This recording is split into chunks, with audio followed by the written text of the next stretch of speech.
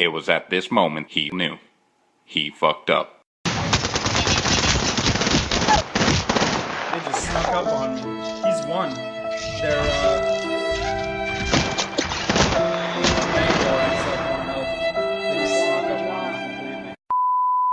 Did you ever start up a round, get looted up with your team, then once the first fight began, felt like the enemies are doing more damage than you? Today's video is hopefully going to save you from many future moments of you bleeding out on the ground, asking your teammates to pick you up.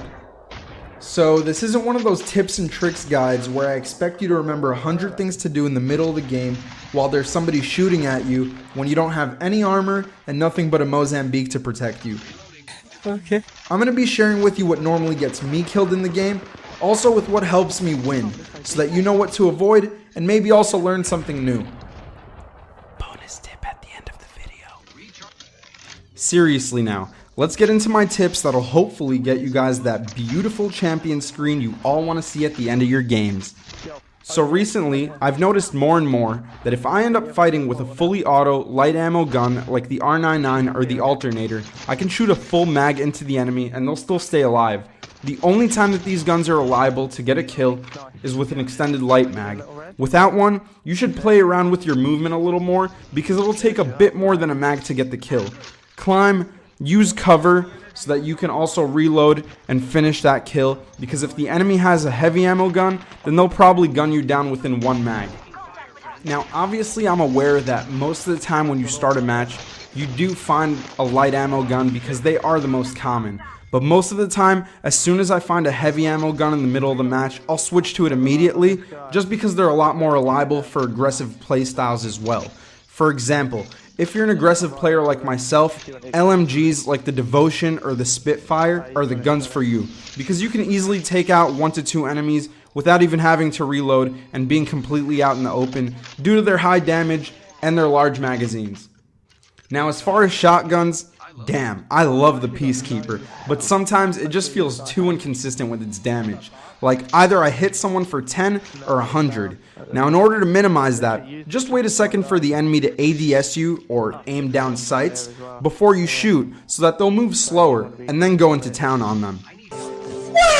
So if you're using the Ava 8 auto shotgun, I highly recommend that you shoot that gun using hip fire and not through ADS, because ADS will slow you down way too much, which will make you very vulnerable, and it takes a good amount of shots, I would say about 5 or 6, in order to take out your enemy. Now as far as the Wingman, that thing is godlike if your aim is good. I mean, I'm sure you've seen Shroud use that thing before, and if your aim isn't good, you know who you are, or at least you should know who you are.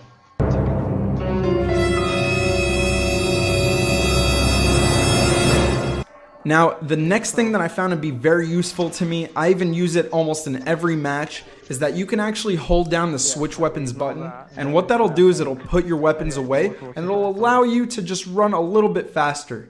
Now, I use this in 3 different types of situations generally. The first situation is if I'm trying to run away from the storm, so I take the least damage possible from it. The second situation is if my enemies are under fire and I want to get to them as fast as possible if we're not exactly close to each other. And the third situation that I use that is if I'm playing a very aggressive high kill game. I want to go for that 13-15 kill game, and I just want to put my weapons away and run across the map if I see that nobody's nearby. The only thing is, if you're approaching, kind of like a major city in the map, then you want to have your weapon out and ready just in case you run into someone. So the next thing that I wanted to cover is a very common misconception that I hear about all the time. It's something that I even thought was true when I first started playing the game, is that people think that you can't reach the furthest sides of the map as you're jumping out of the plane when you start a match. Now that's 100% not true, because you can reach any side of the map in any match. It doesn't matter where you start. The only thing that you have to watch out for is that little speed meter on your left side of the screen, and you want to maintain about a speed of about 130 to 145, dropping down every time that your speed decreases. Bonus tip. Okay guys, so for the bonus tip, I'm going to be telling you guys that the Arc Star is definitely the most underrated throwable. It's so good. Recently I've been using it a lot more, and you can just chuck one of these things at an enemy team that's grouped up, It'll reduce their movement speed by a lot, and you can just take out your weapon and completely mow them down. Now, you guys should be more than ready to become the new Apex Legends champions. Anyways, I hope you guys liked the video. I try to give it a bit of a different vibe today.